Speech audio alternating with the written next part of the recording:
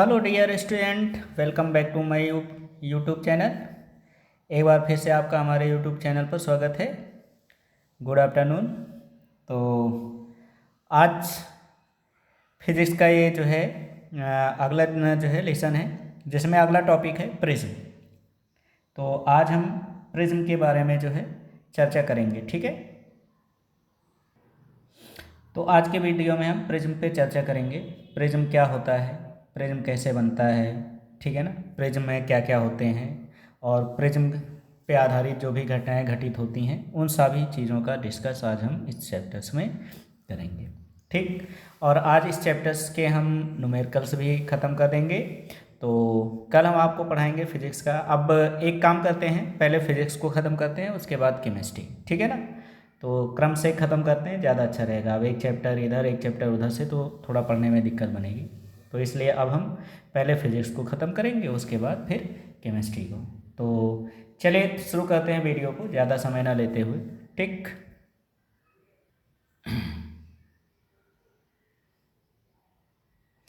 तो चलिए आ गए हैं हम चैप्टर्स में। प्रिज्म। तो प्रिज्म होता क्या है, पहले इसके बारे में जान लेते हैं कि आखिर ये प्रिज्म है क्या, ठीक। तो प्रिज्म के बारे में समझ लेते हैं और उसके बाद फिर हम आगे बढ़ते हैं, ठीक। तो क्या लिखा हुआ है, प्रिज्म, ठीक। तो क्या होता है प्रिज्म? किसी समान पारदर्शी माध्यम की उस आकृति को कहते हैं जो किसी कोण पर झुके हुए दो समतल पृष्ठों से घिरा होता है, ठीक है ना। आप ध्यान दीजिए इसमें, ठीक है ना। ये देखिए यहाँ पे, ठीक। ये देखिए आपका ये एक पारदर्शी माध्यम है, ठीक। और ये किसी, ये लिखा है ना किसी कोण पर झुके हुए, तो ये कोई कोण होता है। तो इस कोण पर ये जो दो झुके नत समतल पृष्ठों से घिरा जो आकृति होता है, यही हमारा क्या कहलाएगा, प्रिज्म कहलाएगा, ठीक है ना। तो प्रिज्म की डेफिनेशन समझ में आ गया होगा।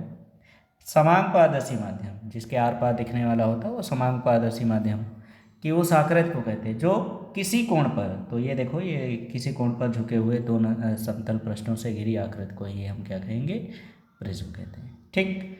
अब ध्यान देना, इसमें ये जो एंगल बनता है, ठीक है ना, ये तो आपके हो गए अपवर्तक पृष्ठ, इन्हें हम क्या कहते हैं, अपवर्तक पृष्ठ। ये क्या होते हैं, अपवर्तक पृष्ठ। इसके बाद इसका जो ये एंगल होता है, तो ये जो एंगल होता है इसे कैपिटल ए से प्रेजेंट किया जाता है और इसको हम क्या कहते हैं, प्रिज्म कोण कहते हैं, ठीक है ना। तो ये होता है आपका प्रिज्म कोण। इसके बाद क्या होता है, ये होती है यहाँ से आपतित किरण। ये क्या होती है, आपतित किरण। और ये जब वायु से कांच में जाती तो अपने मार्ग से विचलित हो जाती है, तो ये विचलित होकर ऐसे निकल जाती है और फिर दूसरे पृष्ठ पे क्या होती है, ऐसे आके निकल जाती है। तो ये निकलने वाली जो किरण होती है इसे हम निर्गत किरण के नाम से जानते हैं, ठीक। अब ये जो आपकी आपतित किरण होती है इसको डॉटेड लाइन से आगे बढ़ाया जाता है। तो इसको जब डॉटेड लाइन से आगे बढ़ाएंगे और ये जो निर्गत किरण होती है इसको डॉटेड लाइन से आप आगे बढ़ाओगे, ठीक है ना। तो ये आपतित किरण और निर्गत किरण जिस एंगल पे काटेगा, यानी इन दोनों के द्वारा जो एंगल बनेगा, इस एंगल को ही हम क्या कहते हैं, विचलन कोण कहते हैं, ठीक है ना। तो अगर विचलन कोण की परिभाषा आपसे पूछ लिया जाए कि विचलन कोण क्या होता है, तो क्या बताओगे, आपतित किरण तथा निर्गत किरण को बढ़ाने पर जिस बिंदु पर काटती है उसे ही प्रिज्म का क्या कहते हैं, विचलन कोण कहते हैं, ठीक है ना। तो ये होती है प्रिज्म। तो आई होप प्रिज्म में क्या क्या है सारी चीज़ों के बारे में आप समझ गए, ठीक है ना। चलते हैं हम अगले उस पर। तो अगले उस पर चल लेते हैं, इसको हटा देते हैं।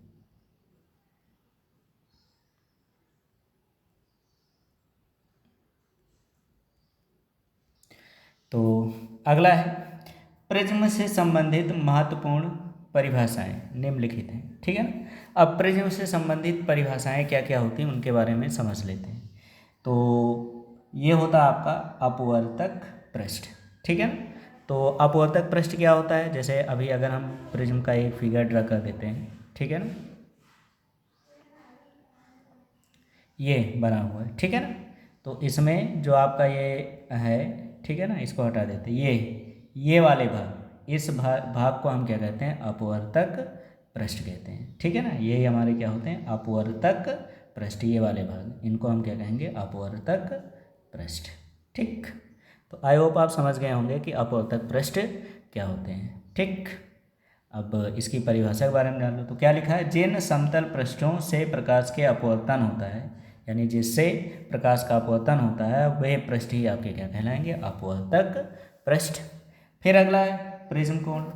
तो प्रिज्म कोण के बारे में मैंने आपको बताया ही था कि अपवर्तक पृष्ठों के मध्य बने कोण को प्रिज्म कोण कहते हैं। ठीक है ना, अगर देखना चाहो तो फिर से मैं आपको दिखा देता हूँ। ये देखिए, तो ये देखो, ये अपवर्तक पृष्ठ हैं। ठीक है ना, ये अपवर्तक पृष्ठ हैं। तो इन अपवर्तक पृष्ठों के बीच का जो ये एंगल बनता है, इसे हम क्या कहते हैं, प्रिज्म कोण कहते हैं। ठीक, तो प्रिज्म कोण को कैसे प्रेजेंट करोगे, ए से, ये भी ध्यान रखना। ठीक है ना, चलते हैं अगले। तो जो प्रिज्म कोण होता है अपवर्तक कोण भी कहलाता है। ठीक है ना, तो प्रिज्म कोण को हम अपवर्तक कोण के नाम से भी जानते हैं। जो आपके आदर्श प्रिज्म होते हैं, उनका जो प्रिज्म कोण होता है वो कितना डिग्री होता है, 60 डिग्री होता है, ये ध्यान रखना। ठीक है ना, तो आदर्श प्रिज्म का जो एंगल होता है वो कितना होता है, 60 डिग्री। ठीक, इसके बाद अगला हो गया अपवर्तक कोण। ठीक है ना, तो अपवर्तक कोण क्या होते हैं, तो दोनों अपवर्तक पृष्ठों को मिलाने से बनी कोर को ही अपवर्तक कोण कहते हैं। ठीक है ना, तो इनको जो मिलाएंगे, मिलाने से हमारे जो कोर का निर्माण होता है। ठीक, ये देखिए, ये हो गए। ठीक, तो ये हमारी है ना, ये पॉइंट्स हो गए, ये तो इन्हें हम क्या कहते हैं, अपवर्तक कोर कहते हैं। ठीक है ना, तो इनके द्वारा जो बनते हैं यही कहलाते हैं अपवर्तक कोण। ठीक, तो ये हैं प्रिज्म से संबंधित कुछ परिभाषाएं। ठीक, तो चलते हैं अगले टॉपिक्स पे। ठीक, तो हाँ, पहले एक चीज़ और, अगर आपसे प्रिज्म कोण पूछ लिया जाए कि प्रिज्म कोण क्या होता है, ठीक है, ओ सॉरी, प्रिज्म कोण तो बता ही दिए, प्रिज्म का अपवर्तनांक। ठीक है ना, तो प्रिज्म का जो अपवर्तनांक होता है वो क्या होता है, तो n इक्वल टू होता है sine delta m plus a/2। ठीक है ना, और पूरे का अपान नीचे क्या हो जाएगा, साइन a/2। ये प्रिज्म के अपवर्तनांक का फार्मूला होता है। ठीक है ना, तो अगर मान लो आपसे बाई चांस कभी प्रिज्म के अपवर्तनांक के बारे में पूछ लिया जाए तो आप ये याद रखना सूत्र। ठीक है ना, तो इसे ही कहते हैं प्रिज्म का अपवर्तनांक। ठीक है ना, जहाँ ए जो होता है प्रिज्म कोण होता है, और डेल्टा एम जो होता है उत्पन्न विचलन कोण, जिसे हम न्यूनतम विचलन कोण के नाम से जानते हैं। ठीक है ना, चलते हैं अगले टॉपिक में। तो अगला टॉपिक में दिया गया है प्रिज्म का आधार। तो प्रिज्म का आधार क्या होता है, तो अपवर्तक कोर के सामने वाले जो पृष्ठ होते हैं उसे प्रिज्म का हम आधार कहते हैं। अगर इसको हम देखें तो ये जो नीचे का ये वाला भाग है, यही हमारा क्या कहलाएगा, BC, इसी को हम कहते हैं प्रिज्म का आधार। ठीक, तो इतनी चीज़ें होती हैं प्रिज्म में, वैसे ये सब पूछे नहीं जाते, बट इनके बारे में जान रखो। ठीक है ना, अब अगला है प्रिज्म द्वारा प्रकाश का अपवर्तन।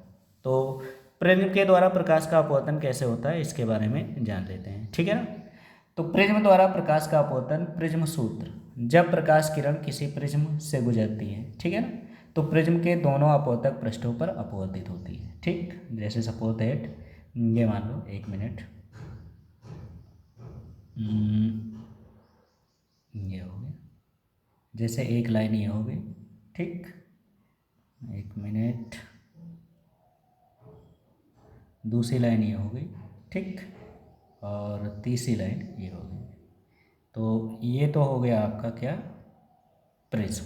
ठीक, और ये जो एंगल होगा, ये वाला एंगल, ये क्या कहलाता है, प्रिज्म कोण, जिसे हम ए से प्रेजेंट करते हैं। ठीक है ना, तो ये क्या हो गया, प्रिज्म।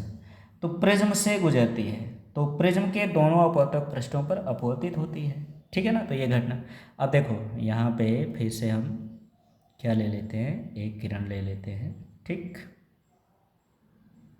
और इसका कलर चेंज कर देते हैं इस बार। तो ये हो गई, ये हो गई आपकी आपतित किरण। ठीक, फिर ये क्या हो गई, ये यहाँ से हो जाएगी अपवर्तित।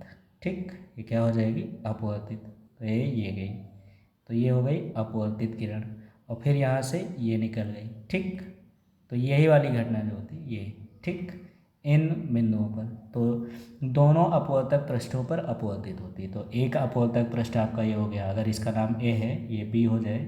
ठीक, इसको नाम दे देते हैं, इसका नाम क्या हो जाए, बी, और इसका नाम क्या हो जाए, सी। ठीक, तो ये वाला पृष्ठ और ये अपवर्तक पृष्ठ हो गया, क्योंकि प्रकाश की किरणें इन्हीं पर क्या हो रही है, अपवर्तित हो रही है। ठीक है ना, तो ये घटना आपकी क्या कहलाएगी? प्रकाश का अपवर्तन। ठीक, आई होप आपको समझ में आ गया होगा। ठीक, चलते हैं अगले स्लाइड पर। तो अगला है, अब यहाँ पे एक नोटेड पॉइंट है तो इसको ध्यान देना, ठीक है ना। तो इसीलिए जो है इसको थोड़ा सा जो है कलर से वो कर दिया गया है, तो इसके बारे में ध्यान देना। प्रिज्म प्रकाश की दिशा में विचलन उत्पन्न कर देता है। एक विशेष मान के लिए विचलन कोण का मान न्यूनतम हो जाता है, जिसे हम अल्पतम या न्यूनतम विचलन कोण कहते हैं। ठीक, तो ये हो गई। अब अगला जो है इसमें ये ध्यान रखना, इम्पॉर्टेंट टॉपिक है। प्रिज्म द्वारा श्वेत प्रकाश का वर्ण विक्षेपण, यानी वर्ण विक्षेपण क्या होता है इसके बारे में समझ लेते हैं। ठीक, तो वर्ण विक्षेपण, तो जब प्रकाश की किरण किसी प्रिज्म पर आपतित होती है, ये देखिए ये है आपकी श्वेत प्रकाश की किरण, ठीक है ना, यही आपकी क्या है? श्वेत प्रकाश की किरण, ये है। ठीक, तो ये श्वेत प्रकाश की किरण होती है जब किसी प्रिज्म पर आपतित होती है। तो ये प्रकाश की किरण जो होती है अपने अवयवी रंगों में विभक्त हो जाती है, यानी अपने अवयवी, यानी इसके जो अवयवी रंग होते हैं वो कितने होते हैं? 7 रंग होते हैं, ठीक है ना। तो श्वेत प्रकाश की किरण का अपने 7 अवयवी रंगों में विभक्त होने की जो घटना होती है, यही हमारी क्या कहलाती है? प्रकाश का वर्ण विक्षेपण कहते हैं, ठीक है ना। इसे ही हम क्या कहेंगे? प्रकाश का वर्ण विक्षेपण। तो ये आपकी जो प्रकाश किरण है ये कितने भागों में डिवाइड हो गई? 7 भागों में। ये देखो इसमें मैंने कलर से सारे जो है वैल्यूज़ बना दिए हैं। ठीक, तो इसमें कितनी कलर होती हैं? 7 कलर होते हैं, ठीक है ना। तो जब ये आपकी श्वेत प्रकाश किरण 7 रंगों में विभक्त हो जाती है तो यही घटना आपकी क्या कहलाती है? वर्ण विक्षेपण। ठीक, आई होप आपको समझ में आ गया होगा कि वर्ण विक्षेपण क्या होती है। ठीक, अब कभी कभी आपसे इन 7 रंगों के नाम पूछ लेते हैं, तो 7 रंगों के नाम याद रखने का वही फार्मूला पहले भी पढ़ चुके हो, अगर नहीं पढ़े हो तो मैं बता देता हूँ। तो इसको याद करने का जो फार्मूला होता है वो क्या होता है? वेब ग्योर, ठीक है ना, वेब ग्योर। ये देखिए, ठीक, ये हो गए 7 कलर, 1 2 3 4 5 6 7, ठीक है ना।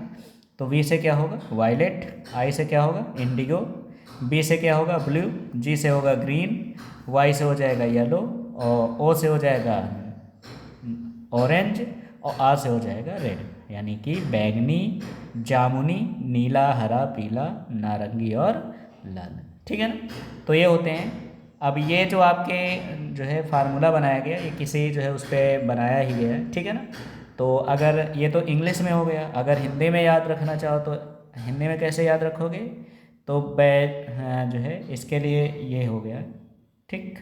नया पेज खोल लेते हैं, तो इसके लिए आप याद रखना ये हो जाएगा बैज, ठीक है ना, नी, ठीक है ना, बैजनी, हा पी नाला, ठीक है ना, ये हो गया। बै से बैगनी, जा से जामुनी, नी से नीला, हा से हरा, पी से पीला, ना से नारंगी, ला से लाल, ठीक है ना। तो ये याद रखना, ये हिंदी में इसको याद करने का कंडीशंस होता है, ठीक। तो बैगनी, जामुनी, नीला, हरा, पीला, नारंगी, लाल, ये देखो मैंने यहाँ पे भी अच्छे से इसको लिख दिया है, ठीक है ना। तो आप आराम से इसको पढ़ सकते हैं, ठीक। अब इसमें याद रखना जो, चलिए हम आपको बता देते हैं सभी के बारे में, ठीक। तो इन तरंग दैर्ध्यों का जो परास होता है, उन परास के बारे में हम समझ लेते हैं, ठीक है ना, क्योंकि याद आता जो है पूछा भी जाता है, तो इन सभी के बारे में जान लो। तो पहला जो होता है, पहला, ठीक है ना, पहला क्या है? लाल, ठीक। तो लाल रंग का जो परास होता है, ये याद रखना, लाल रंग का परास जो होता है वो 7800 एंगस्ट्रॉम से लेकर कितने एंगस्ट्रॉम तक होता है? पता है? पता हो तो आप लोग कमेंट करके ज़रूर बताना। 6400 एंगस्ट्रॉम, ठीक है ना। कितना होता है? 6400 एंगस्ट्रॉम तक होता है इसका तरंग दैर्ध्य, किसका? लाल रंग का, ठीक। अगर हम दूसरे की बात करें तो दूसरा हमारा जो कलर होता है वो क्या होता है? नारंगी। तो दूसरा कलर हो गई हमारी क्या? नारंगी, यानी कि ऑरेंज। तो ऑरेंज कलर का जो परास होता है वो याद रखना 6400 एंगस्ट्रॉम से लेकर 6000 एंगस्ट्रॉम तक होता है, ठीक। ये याद रखना, ठीक। अगला हो गया अगला हमारा है थर्ड नंबर। तो थर्ड नंबर में क्या होगा? पीला। थर्ड नंबर क्या है हमारा? पीला। तो पीला का जो तरंगदैर्घ्य का जो परास होता है वो कहाँ से होता है? तो याद रखना इसका जो होगा 6000 एंगस्ट्रॉम से लेकर कितने एंगस्ट्रॉम तक होगा? तो 5700 एंगस्ट्रॉम तक होता है। ठीक है ना, ये याद रखना। ठीक, अगला हो गया फोर्थ नंबर। फोर्थ नंबर पे हमारा होगा हरा। ठीक है ना, क्या होगा? हरा। तो हरे रंग की जो तरंगदैर्घ्य होती है वो कितनी होगी? 5700 एंगस्ट्रॉम से 5000 एंगस्ट्रॉम तक होगा। ठीक है ना, कहाँ तक होगा? 5000 एंगस्ट्रॉम तक होगा। ठीक, फिफ्थ नंबर। फिफ्थ नंबर पे आपका कौन सा कलर आएगा भाई? नीला। कौन सा आएगा? नीला। तो नीले कलर का जो होता है उसका याद रख लो कितना होगा? 5000 एंगस्ट्रॉम से कितने एंगस्ट्रॉम तक जाएगा? कमेंट जरूर करें। तो कितना होगा? 4600 एंगस्ट्रॉम तक जाएगा। कितना होगा? 4600 एंगस्ट्रॉम। ठीक, अगला हो गया छठवां। तो छठवें पे कौन आ जाएगा भैया? जामुनी। क्या हो गई? जामुनी कलर। ठीक है ना, तो जामुनी की तरंगदैर्घ्य कितनी होती है इसके बारे में जान लेते हैं। तो ये आपका जो होगा 4600 एंगस्ट्रॉम से लेकर कितने एंगस्ट्रॉम तक जाएगा? तो याद रखना इसकी वैल्यूज होगी 4300 एंगस्ट्रॉम। कितना होगा? 4300 एंगस्ट्रॉम। ठीक, और आपका लास्ट जो होता है वो क्या होती है? बैगनी। ठीक है ना, तो बैगनी कलर की जो परास होगी वो कितनी होगी? तो वो होगी 4300 एंगस्ट्रॉम से लेकर कितना होगा भैया? 4000 एंगस्ट्रॉम तक। ठीक है ना, तो ये इसकी तरंगदैर्घ्य होती हैं। ठीक है ना, जिन्हें हमने घटते क्रम में लिख दिया है। ठीक है ना, तो ये याद रखना। ठीक, तो इनके बारे में याद रखना। अब एक इम्पॉर्टेंट टॉपिक होता है वो ध्यान रखना कि जो आपकी दृश्य प्रकाश होती है, दृश्य प्रकाश समझ रहे हैं ना? दृश्य देखने वाला जो प्रकाश है, दृश्य प्रकाश। ठीक, तो दृश्य प्रकाश की जो तरंगदैर्घ्य होती है वो क्या होती है? 4000। कितनी होती है? 4000 एंगस्ट्रॉम से कितने एंगस्ट्रॉम तक होती है? 7800 एंगस्ट्रॉम तक होती है। ठीक है ना, ये ध्यान रखना है। तो ये जितनी कलर आपकी बनती हैं ये सभी कहाँ होती हैं?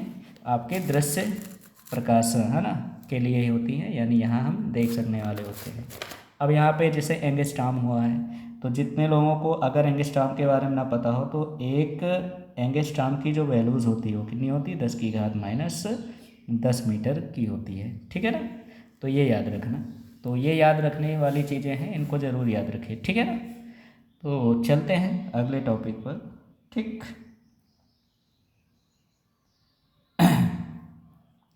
अब आ गया है आपके चैप्टर्स का इम्पॉर्टेंट टॉपिक, तो इसके बारे में आप लोग ज़रूर याद रखेंगे। ठीक है ना, वायुमंडलीय अपवर्तन। तो वायुमंडलीय अपवर्तन क्या होती है इसे हम समझते हैं। ठीक है ना, कि वायुमंडलीय अपवर्तन, तो जब प्रकाश की किरणें भिन्न भिन्न प्रकाशिक घनत्व वाले वायुमंडल से होकर गुजरती हैं तो प्रकाश का अपवर्तन होता है, और यही घटना आपकी क्या कहलाती है? वायुमंडलीय अपवर्तन कहलाती है। कहने का मतलब होता है, अब आपको तो पता है कि प्रकाश किरणों का अपवर्तन तब होता है जब प्रकाश की किरणें जो होती हैं अलग अलग प्रकाशिक घनत्व वाले माध्यम से दूसरे माध्यम में जाते हैं। और वायुमंडल में प्रत्येक स्थान पर वायु पाई जाती है, ये भी आपको पता है। तो जब संपूर्ण वायु का ताप अब ये मतलब ये आपको तो पता है कि आपको पता है कि वायु का जो ताप होता है वो एक जैसा नहीं होता है। ठीक है ना, जैसे पृथ्वी के नज़दीक का ताप और पृथ्वी से ऊपर का ताप, यानी हर स्थान पे इसका टेम्परेचर जो होता है वो क्या होता है? घटता बढ़ता रहता है। ठीक है ना, तो ये होता है। तो ये होती हैं, कुछ स्थान पे ठंडे होते हैं और कुछ स्थान पे क्या होते हैं? गर्म होते हैं। तो जब ठंडे स्तर से प्रकाश किरण के लिए एक सघन माध्यम का रूप होता है और जो गर्म स्तर होता है वो किसका रूप ले लेता है? विरल माध्यम। तो माध्यम के बारे में तो मैंने बताया था ना, सघन माध्यम और विरल माध्यम। ठीक है ना, तो ये होती है जो आपकी ठंडे स्तर होते हैं वो किसका काम करते हैं? ठंडे ठंडे वाले जो कंडीशंस होते हैं ठंडे, ये आपका किसका काम करते हैं? सघन का। ठीक है ना, और जो गर्म होते हैं गर्म, ठीक है ना, ये किसका काम करते हैं? ये विरल का काम करते हैं। तो भाई आपको पता ही है, जब प्रकाश संघन माध्यम से विरल माध्यम में या विरल माध्यम से संघन माध्यम में जाते हैं तो अपने जो है मार्ग से क्या होते हैं, विचलित हो जाते हैं, ठीक है ना। और तभी प्रकाश का क्या होता है, अपवर्तन। तो गर्म वायु ठंडी वायु की अपेक्षा क्या होती है, हल्की होती है। ये आपको समझ में आ चुका है, ठीक है ना।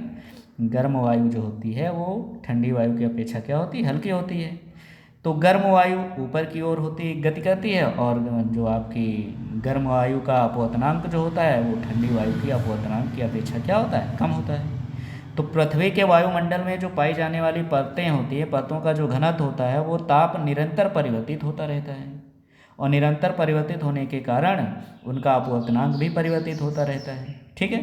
तो इन परतों से प्रकाश का अपवर्तन होता है, और यही घटना आपकी क्या कहलाएगी, वायुमंडलीय अपवर्तन, ठीक है ना। तो इसी घटना को क्या कहते हैं, वायुमंडलीय अपवर्तन। अब इसके बारे में मतलब चाहे आप इसकी पूरी कहानी लिख दो और चाहे इसको साफ साफ, है ना, जब प्रकाश किरणें भिन्न भिन्न प्रकाशित घनत्व वाले मंडल से होकर गुजरती है तो प्रकाश का अपवर्तन होता है, यही घटना आपकी क्या कहलाती है, वायुमंडलीय अपवर्तन।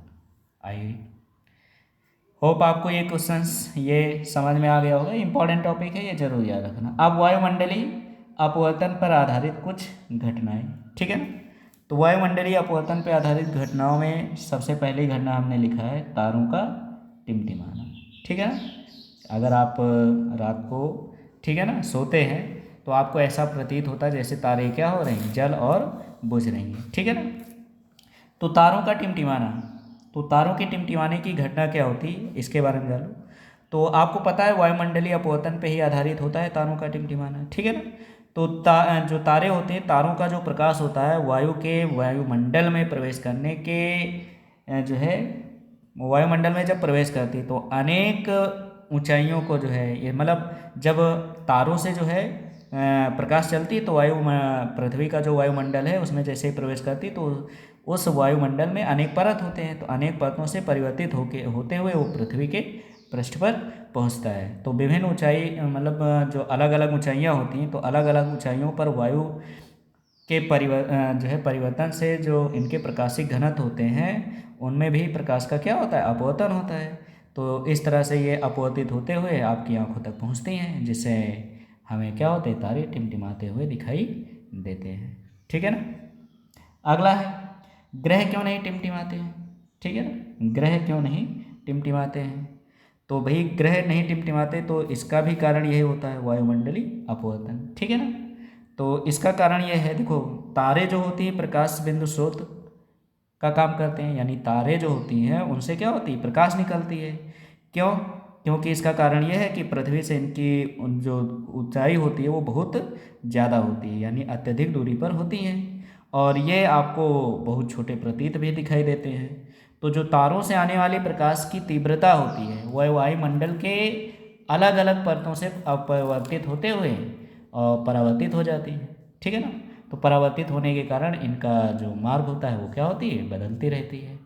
तो तारे तो टिमटिमाते हुए दिखाई देते हैं, लेकिन ग्रह जो होती हैं वो तारों की अपेक्षा पृथ्वी के क्या होते हैं, निकट होते हैं, ठीक है ना। तारे बहुत दूर होते हैं और ग्रह जो होते हैं वो पृथ्वी के बहुत निकट होते हैं, और जिसके कारण वे बहुत जो है बड़ा यानी विस्तृत, जिसको हम विस्तारित, है ना, प्रकाश स्रोतों की तरह कार्य करते हैं, और जिससे अनेक बिंदु जो है प्रकाश समूह मतलब समूह में बनते हैं। तो इस कारण जो है आपका जो प्रकाश की तीव्रता होती है उसका जो परिवर्तन होता है वो लगभग लगभग नगण्य होता है।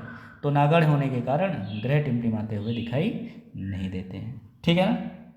अगला है तारे अपनी वास्तविक स्थिति से अधिक ऊंचाई पर प्रतीत होते हैं। तो भाई इसका भी कारण जो होता है वो वही वायुमंडलीय अपवर्तन होता है, ठीक है ना।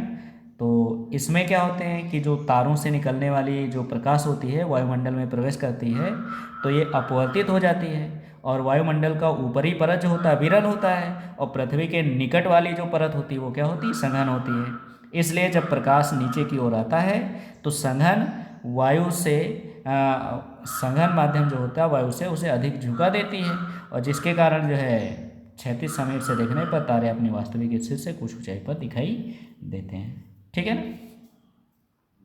अगला है अग्रिम सूर्योदय तथा विलंबित सूर्यास्त, ठीक है ना। कहने का मतलब सूर्य को सूर्योदय के लगभग 2 मिनट पहले और सूर्यास्त के 2 मिनट बाद तक देख सकते हैं। इसका कारण भी क्या होता है?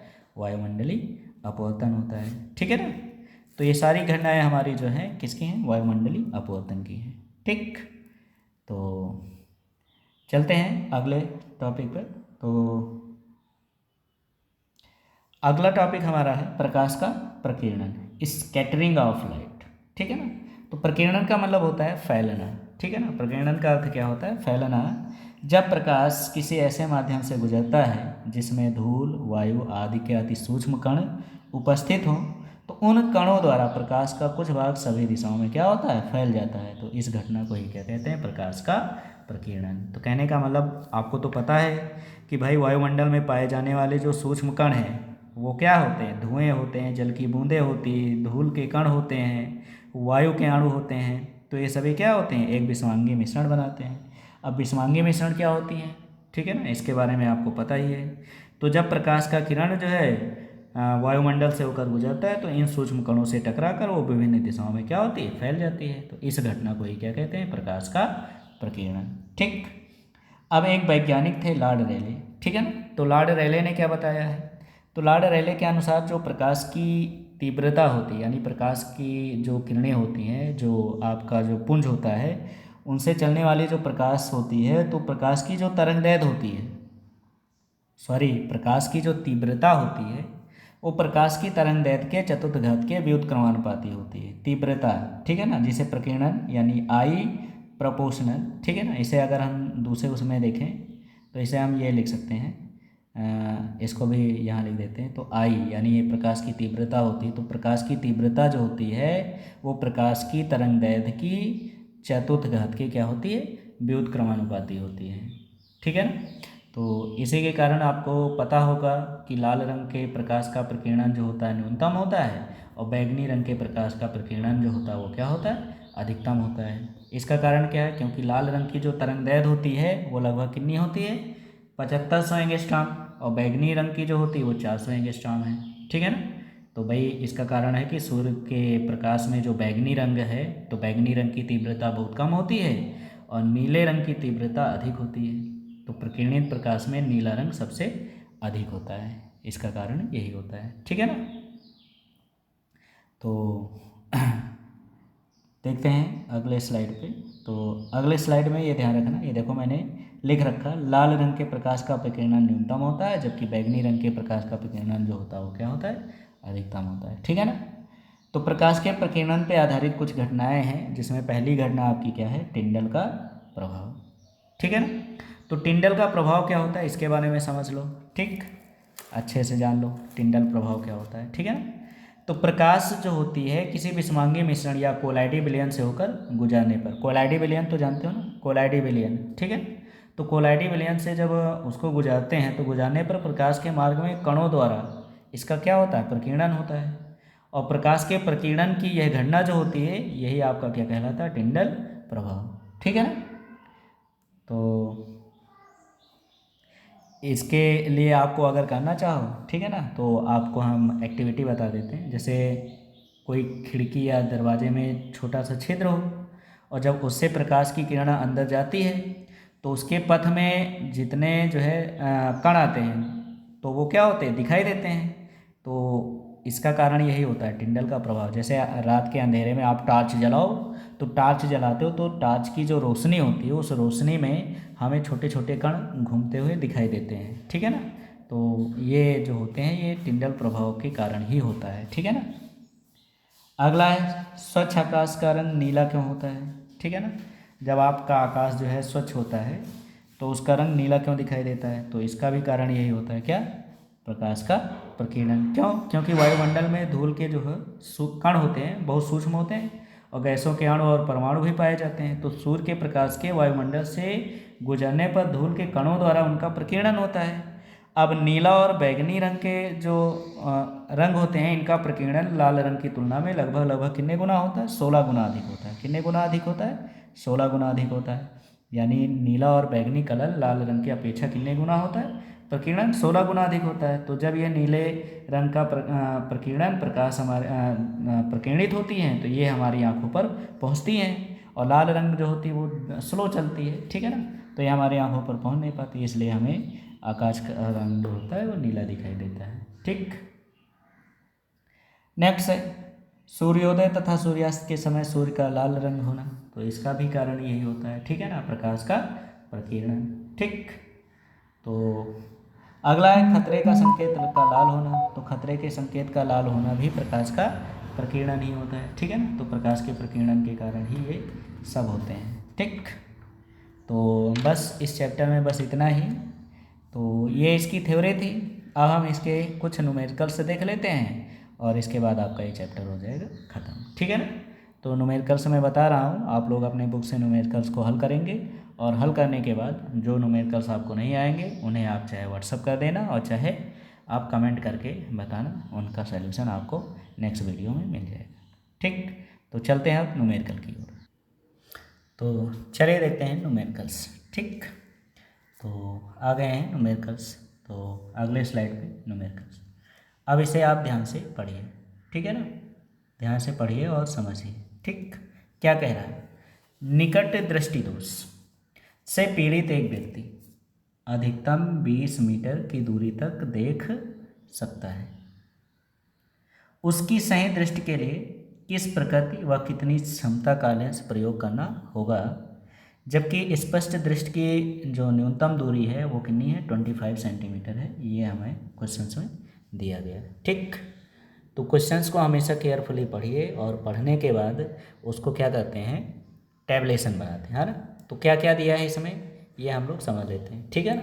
तो निकट दृष्टि दोष के लिए मनुष्य को जो है अवतल लेंस की आवश्यकता होती है। अगर आपसे लेंस है ना पूछा गया ना कितनी क्षमता का लेंस प्रयोग करना चाहिए, किस प्रकृति का, तो प्रकृति में हम क्या लिखेंगे भाई, अवतल लेंस, ठीक है ना। तो अवतल लेंस की आवश्यकता पड़ती है। अब इसमें जो दिया गया तो 20 मीटर, तो ये 20 मीटर जो है क्या दिया गया, तो 20 मीटर दूरी तक वो देख सकता है। तो देख सकता है मतलब v दे दिया गया, तो v इक्वल टू दे दी गई है कितना, 20 मीटर, ठीक है ना। क्या दे दिया गया, v की वैल्यूज़ है कितनी, 20 मीटर, तो ये हो गई 20 मीटर, ठीक। अब इसके बाद आगे क्या कह रहा है, तो सही दृष्टि के लिए किस प्रकृति व कितनी क्षमता, यानी हमें क्षमता बतानी है, ठीक है। और लेंस का प्रयोग करना होगा। स्पष्ट दृष्टि की न्यूनतम दूरी जो है वो 25 सेंटीमीटर है, ठीक है ना। तो यहाँ पे आपकी जो u होगी, u की वैल्यूज़ क्या हो जाएगी, इनफाइनाइट हो जाएगी, ठीक है ना। क्योंकि 20 मीटर दूरी तक तो देखने के लिए भाई प्रकाश जो होती है वो कहाँ से आती है, अनंत से, ठीक है ना। तो ये हो गई, ठीक। तो ये हो गई। अब जो है इसमें क्या हो गया, अवतल लेंस। और अवतल लेंस के लिए मैंने बताया कि इसकी सारी दूरियां जो होती हैं वो किस में होती है, नेगेटिव होती हैं, ठीक। तो अब क्या करते हैं, लेंस का सूत्र रख देते हैं। तो लेंस का सूत्र क्या होता है, 1/f equal to 1/v minus 1/u। तो इस सूत्र का प्रयोग करेंगे और इस सूत्र की सहायता से हम क्वेश्चंस को सॉल्व करेंगे, ठीक है ना। तो 1/f equal to 1/v, v का मान हो गया माइनस का 20 माइनस, और फिर यहाँ हो जाएगा ये माइनस माइनस क्या हो जाएगा, 1/माइनस का इन्फाइनाइट, ठीक। तो ये माइनस इस माइनस को प्लस कर देगा, तो 1/f इक्वल टू हो जाएगा -1/20 और प्लस 1/इन्फाइनाइट की वैल्यूज़ क्या होती है, 0, ठीक है ना। क्या हो जाएगी, 0, मतलब इसको इन्फाइनाइट करेंगे तो ये वैल्यू 0 हो जाएगी। तो कुल मिला के हमारी जो f होगी वो कितनी होगी, -20 मीटर, ठीक है ना, क्योंकि आपकी वैल्यूज़ किस में दी गई है, मीटर में। तो ये हो गई, ठीक। तो 20 मीटर होगा, ठीक। अब और क्या पूछ रहा है इसमें, तो ये तो हो गई हमारी फोकस दूरी है। अब क्षमता पूछ रहा है तो क्षमता निकाल लेते हैं, ठीक है ना। तो क्षमता के लिए मैंने आपको फार्मूला बताया था, ठीक। तो देखिए क्षमता कैसे ज्ञात करते हैं। तो क्षमता का जो सूत्र होता है P इक्वल टू वो क्या होता है, 1/f। अब ये वैल्यूज़ आपकी किस में आई है, मीटर में।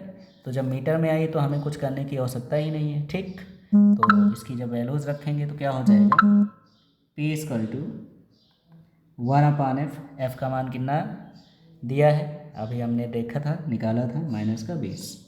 तो जब इसको डिवाइड करेंगे तो डिवाइड करने पर क्या आ जाएगी, तो इसकी वैल्यूज़ हो जाएगी P इक्वल टू -0.05, ठीक है ना, ये तो हो जाएगा ना। और क्षमता का मात्रक क्या होता है, डायोप्टर।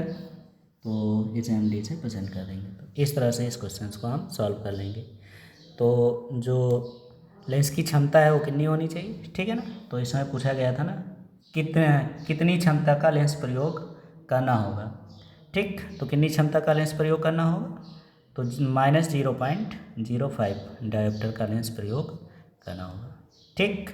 आई होप क्वेश्चन का सलूशन आपको समझ में आ गया होगा। चलते हैं अगले क्वेश्चंस में। तो अगले क्वेश्चंस को ध्यानपूर्वक पढ़ते हैं और उसके बाद फिर इसके बारे में समझते हैं। तो क्या लिखा है, एक निकट दृष्टि दोष वाला मनुष्य 28 मीटर दूर की वस्तुओं को स्पष्ट नहीं देख सकता है। अनंत पर स्थित किसी वस्तु को देखने के लिए उसे अपने चश्मे में किस क्षमता का लेंस प्रयुक्त करना चाहिए, ठीक। तो चलो भाई इसको हम भी सॉल्व कर लेते हैं। तो इसका सलूशन क्या होगा इसके बारे में। तो एक निकट दृष्टि दोष वाला मनुष्य 28 मीटर की दूर, है ना, की वस्तुओं को स्पष्ट नहीं देख पाता। तो प्रतिबिंब की दूरी दे दी गई। तो प्रतिबिंब की दूरी यानी कि v बराबर कितना हो गया, 28 मीटर, ठीक। तो v की वैल्यू 28 मीटर हो गई। और अनंत पर स्थित वस्तु, तो अनंत पर स्थित वस्तु यानी u इक्वल टू जो हो गई वो क्या हो गई, इनफाइनाइट हो गई, ठीक। चलो फिर से लेंस का सूत्र रखते हैं। तो लेंस के सूत्र 1/f, ठीक। तो 1/f equal to 1/v minus 1/u, इसका प्रयोग करेंगे। तो 1/f इक्वल टू यहाँ माइनस साइन लगा लेते हैं, ठीक है ना। तो ये हो जाएगा -28 माइनस 1/माइनस का इन्फाइनाइट। तो ये वैल्यूज़ हमारी क्या हो जाएगी, 0 हो जाएगी। तो 1/f इक्वल टू हो जाएगा -1/28, ठीक। तो यहाँ से हमारी जो वैल्यूज़ हो जाएगी वो कितनी हो जाएगी, तो यहाँ से f की वैल्यूज़ होगी वो कितना हो गया, -28 मीटर, ठीक। तो हमें जो लेंस लगाना है वो कितने मीटर का लेंस लगाना होगा, 28 मीटर, ठीक है ना। तो लेंस की जो फोकस दूरी होगी, ठीक है ना, यही तो कहा गया ना, अपने चश्मे में किस क्षमता का, तो क्षमता पूछ रहा है भाई। तो चलिए क्षमता निकाल लेते हैं। तो क्षमता निकालेंगे तो क्षमता का फार्मूला होता है P इक्वल टू 1/f, और ये इसका जो यूनिट होता है वो किस में होगा, मीटर में। तो P इक्वल टू हो जाएगा 1/-28। अब इसका मान रख देते हैं। तो -28, तो जब इसको आप डिवाइड करोगे तो कितनी वैल्यूज़ हो जाएगी इसकी, तो P इक्वल टू हो जाएगा माइनस, तो इसको भाग करेंगे, भाग करने पर इसकी वैल्यूज़ हमें मिल जाएगी कितनी, तो आप लोग भाग कर लेंगे, मैं आंसर लिख दे रहा हूँ 0.035, और इसका मात्रक क्या होता है, डायोप्टर, ठीक। तो ये इसका क्या हो जाएगा, आंसर हो जाएगा, ठीक। तो मनुष्य को अनंत पर स्थित वस्तु को देखने के लिए अपने चश्मे में जो है -0.035 डायोप्टर के लेंस का चश्मा लगाना चाहिए, ठीक है ना। तो उसको अच्छे से दिखाई देगा, ठीक। तो चलते हैं अगले क्वेश्चंस में। तो अगला क्वेश्चन है, ध्यान दीजिए, बहुत बढ़िया क्वेश्चन है, ठीक। तो पहले इसका पूरा क्वेश्चंस को अच्छे से समझ लेते हैं। क्या कह रहा है, एक निकट दृष्टि दोष वाला मनुष्य अपनी आँख से 10 मीटर से दूर की वस्तुओं को स्पष्ट नहीं देख पाता है, ठीक। ये भी क्वेश्चन सेम उसी पर है, ठीक है ना। 10 मीटर की दूरी पर स्थित वस्तुओं को स्पष्ट नहीं देख पाता है, ठीक। तो आपको तो पता चल गया कि क्या दिया गया है, यानी कि v। तो v बराबर हमें दे दी गई है कितनी, 10 मीटर। 10 मीटर की दूरी पर वस्तुओं को स्पष्ट नहीं देख पाता है, ठीक। ये हो गया।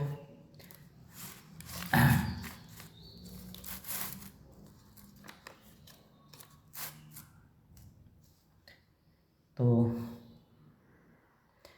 आगे फिर कह रहा है फोकस दूरी, है ना, अनंत पर स्थित किसी वस्तु। तो वस्तु कहाँ पे स्थित है, अनंत पर। तो अनंत पर स्थित, तो यानी कि u बराबर जो हो गई वो क्या हो गई, इन्फिनिट हो गई, ठीक। अनंत पर स्थित वस्तु को देखने के लिए किस फोकस दूरी एवं क्षमता वाले लेंस की आवश्यकता होगी, लेंस की प्रकृति भी बताना। तो यहाँ भी सेम को कंडीशंस है। तो लेंस का सूत्र 1/f=1/b माइनस 1/u। ठीक, इसे पे रख देते हैं, इसको सॉल्व कर लेते हैं।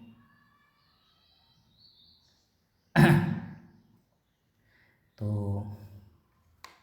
चलिए देखते हैं। ठीक, तो ये हो जाएगी 1/f=1/-10। ठीक, और माइनस ये माइनस माइनस प्लस इन्फाइनाइट। ठीक, तो कुल मिला के एफ़ की वैल्यू जो होगी वो कितनी हो गई, -10 मीटर। तो लेंस की जो फोकस दूरी होनी चाहिए वो कितनी होगी, 10 मीटर। ठीक, और क्षमता पूछ रहा है, क्षमता भी पूछ रहा है ना, तो हाँ फोकस दूरी हम क्षमता वाले लेंस की आवश्यकता होगी, तो क्षमता पूछ रहा है तो भाई क्षमता निकाल लेते हैं। तो P क्या होता है, 1/f। तो मान रख देते हैं, तो हो जाएगा 1/-10। अब इसको जब भाग करेंगे तो P हो जाएगा, ठीक है ना, P हो जाएगा। तो भाई यहाँ पॉइंट लगा दो, तो यहाँ देखो P क्या हो गया, 1/-10। तो P हो जाएगा, यहाँ जब पॉइंट लगाएंगे माइनस चिन्ह ही हो गया पॉइंट, तो यहाँ कितना होगा, 10, 10 एक कम 10, तो ये हो जाएगा कैंसिल। ठीक है ना, तो कितनी क्षमता वाले लेंस की आवश्यकता होगी, -0.1। ठीक है ना, तो इस तरह से हम क्वेश्चंस को सॉल्व कर लेंगे। ठीक, चलते हैं अगले क्वेश्चन की तरफ।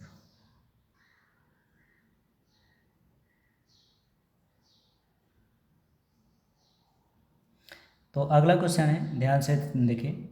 एक व्यक्ति अपने नेत्रों से 40 सेंटीमीटर से कम दूरी पर स्थित पुस्तक के अक्षरों को स्पष्ट नहीं देख सकता है, उसकी दृष्टि में कौन सा दोष है। ठीक है ना, इस दोष का निवारण करने के लिए उसे किस प्रकार तथा कितनी क्षमता के लेंस का प्रयोग करना चाहिए। ठीक, तो ध्यान दीजिए, इसमें साफ साफ लिखा है, ठीक है ना, 40 सेंटीमीटर से कम दूरी पर।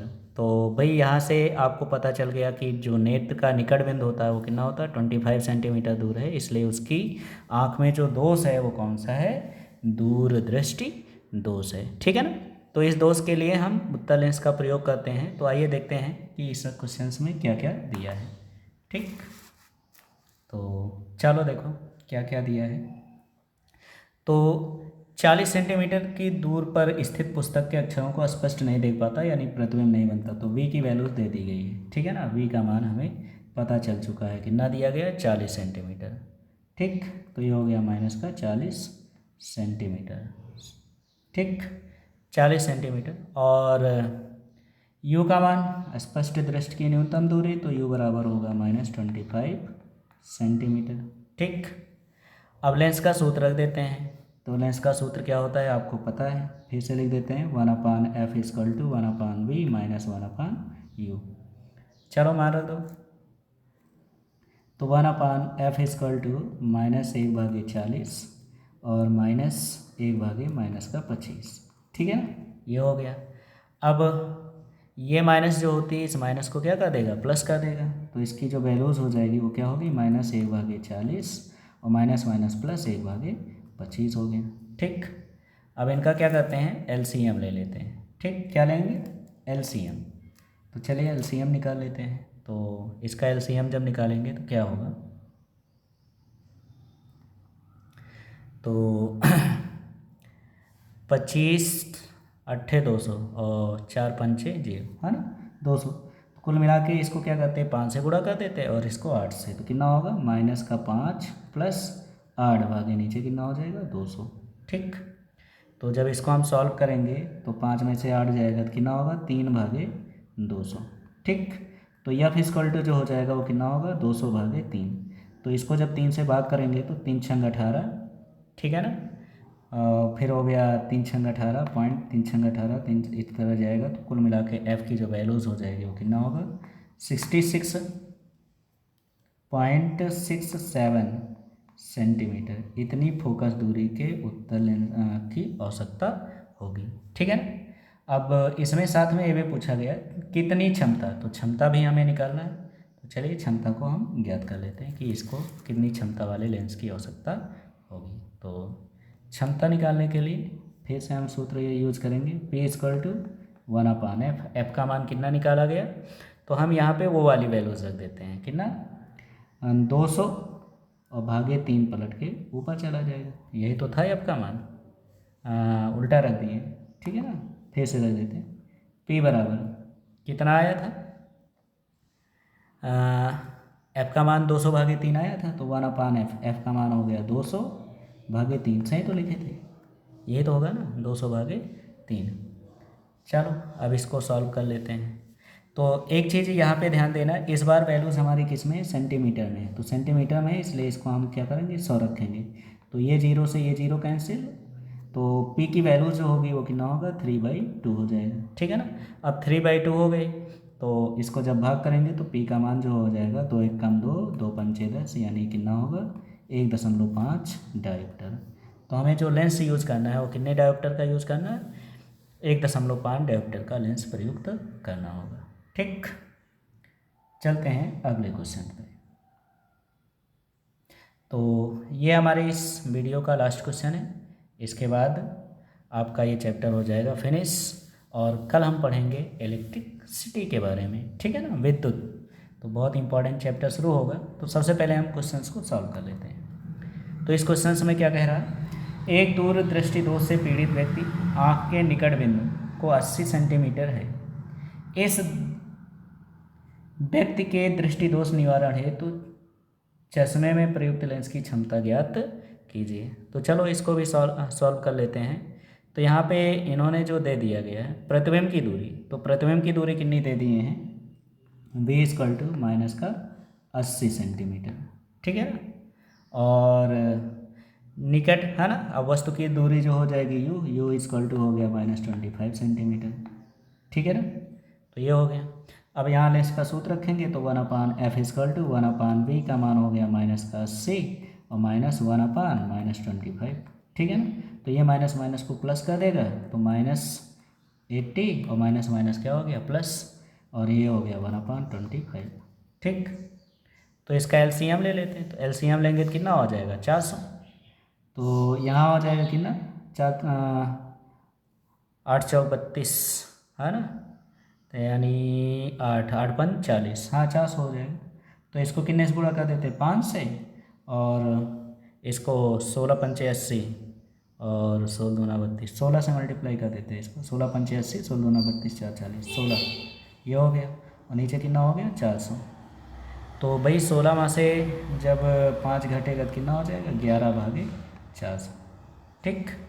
तो जब इसको हम सॉल्व करेंगे तो F इक्वल टू जो हो जाएगा वो कितना हो जाएगा, तो F की वैल्यू जो हो जाएगी 400/11। अब इसको जब भाग करेंगे आप तो कितना हो जाएगा इसका मान भाई, तो इसका मान हो जाएगा,